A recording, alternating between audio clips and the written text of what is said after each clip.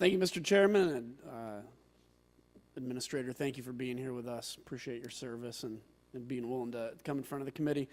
In the proposed rule, your agency sets out state-specific goals for reducing carbon dioxide in the power generation section. More specifically, the rule says that once final goals have been promulgated, a state will no longer have an opportunity to request that the EPA adjust its CO2 goal. I just want to delve into that a little bit, just so that I know. In the final rule, will the carbon dioxide goals set for each state be fixed? Will they be fixed in number?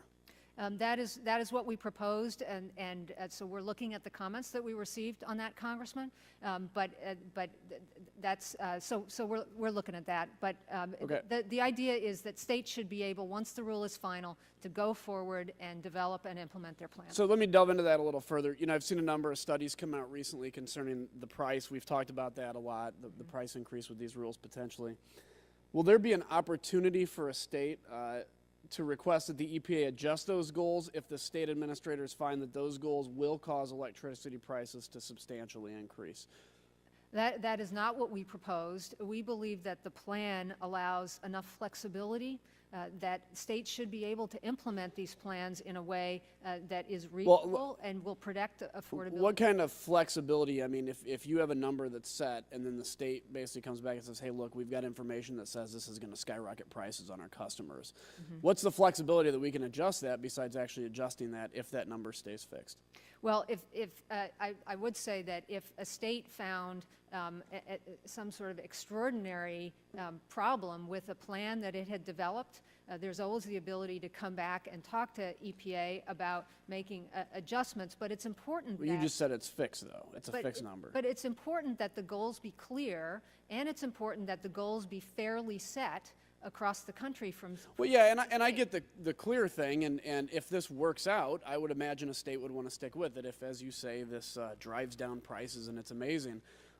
But if they find out that this isn't, you know, quite what it's sold to be, I mean, I would think that there would be an opportunity to adjust that beyond extraordinary measures, something that would be, it doesn't even have to be extraordinary, just taking measures to adjust something that doesn't seem to be working out. I think we need to remember that these plans will be implemented in the context of the changes that are happening in the energy system now. So the same is for the assigned goals in terms of reliability. Should there be an opportunity if reliability, not just pricing, you know, pricing we can get, but reliability is a real national security issue. Would there be an opportunity for a state to make an adjustment if that situation came up? Right. So as I've said already this morning, we are looking and talking with organizations like FERC and others who are expert in these issues to make sure that our final rule will protect reliability. Well, I would hope so, and I just want to add to that. You know, look, pricing increases to me is very important and it's very detrimental. But I think even above that is, you know, power reliability issues, and there ought to be a real off-ramp. And I would also add, you know, and I think I'd probably get the same result from you, but when it comes to, like, issues of job loss, if it's proven that this could create job loss, there ought to be an opportunity for states to make adjustments. Would there be any other federal agency or state agency that would have a role in deciding whether to change the goal at this point? If you were setting out goals for states, any agency besides yours that would have any input in that? Well, it's really EPA's responsibility under the Clean Air Act to make those decisions. Okay. And I just I already talked about, you know, the issue of an off-ramp if you have reliability, and again, I want to put in a good word for that because I think that would be extremely important, and you've probably seen that in a lot of your comments.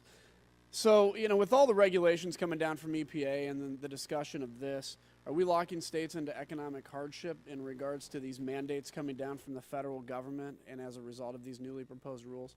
I would say that we're not, Congressman. I know there's a lot of debate about those issues, but I would encourage people to think about the flexibility that's here, the opportunities that people are seeing. There's a lot of positive conversation going on around the country about I agree, and I would love to see positive conversation and flexibility when it comes to your role in this, because I think, you know, listening to the states on the ground that have a real interest in this, that, you know, live this day by day. You know, I fly airplanes. I'm not a manufacturer, so I listen to a lot of manufacturers about what works for that. to become an expert. So I'd hope you would listen to states in this process and understand what situations may come up. With that, I'll yield back.